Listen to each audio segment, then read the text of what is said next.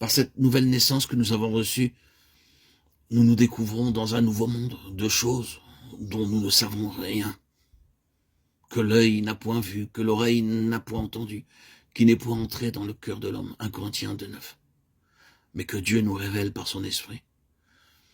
Il s'agit d'une nouvelle connaissance que nous ne possédions pas.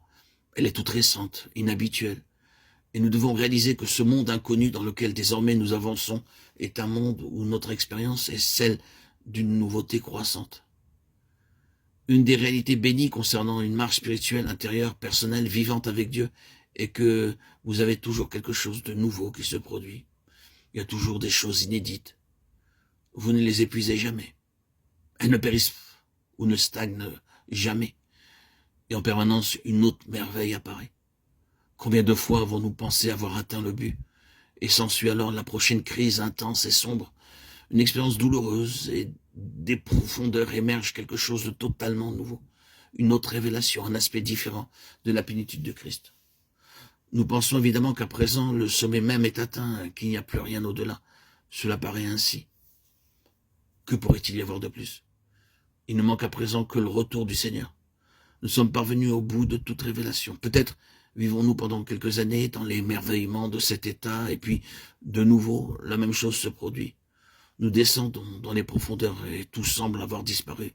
Et de cette expérience sort quelque chose de plus, qui n'avait jamais été là auparavant. Et encore une fois, nous demandons s'il peut y avoir quelque chose au-delà de cela. Nous avons eu suffisamment d'expériences similaires pour nous rendre compte qu'il doit y en avoir encore beaucoup plus. Nous n'atteignons jamais la fin, c'est le miracle de cette vie. Tout est ouvert, tout est possible, s'il y a un libre accès pour Dieu. Maintenant, pourquoi tout cela? Selon la loi des premiers-nés, c'est ce qui est une vraie vie. Ce n'est pas quelque chose qui est simplement une question d'enseignement religieux, de vérité, de doctrine et d'interprétation, fixant la vérité et la cristallisant. Ce n'est pas simplement une tradition, un principe, ce ne sont pas des mots. Il s'agit d'une connaissance croissante, merveilleuse, vivante du Seigneur et d'une marche avec lui, jalonnée par ses mouvements, ses crises qui mettent en évidence des richesses jusque-là insoupçonnées. Il est si dangereux de penser qu'en matière d'expérience, un grand événement que nous avons connu est la finalité de tout.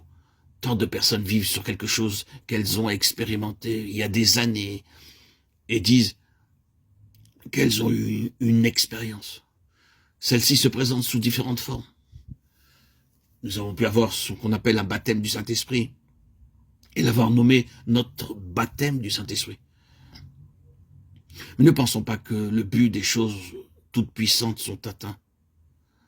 Beaucoup de personnes le croient. Elles disent constamment « lorsque j'ai reçu mon baptême ». Pourquoi? Il y a quelque chose de plus et encore plus au-delà. C'est un chemin dégagé lorsque tout est sur le principe des premiers-nés, devenir comme un petit enfant et donner à Dieu un libre accès à toute sa plénitude.